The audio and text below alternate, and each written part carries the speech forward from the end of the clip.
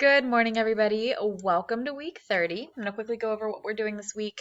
Obviously, you guys know from last week we started our chair design, so you are going to be continuing with that assignment and working to complete it.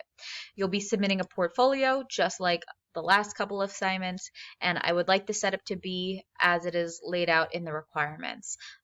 So you will have a title page, a table of contents, all of your parts, then your assembly, and then the last page should be the drawing file, exploded view, and BMO table. Last week I saw a lot of people do this, however some people were missing it. I really would appreciate it if you laid it out as a Google Doc and or a Google Slides. That makes it easy for me to either scroll through or click through your slides. Make sure you have all the pieces. If you upload them as individual picture files, that's fine. It's just not as easy for grading. So you can see I've got my example here for you to check out and then all of your requirements above. So that is going over the portfolio requirements. Here is the turn in for the assignment itself, so you know where that is located. Obviously, if you have questions throughout this assignment, please feel free to ask me. Otherwise, I'll see you guys in class and hope you have a great rest of your day.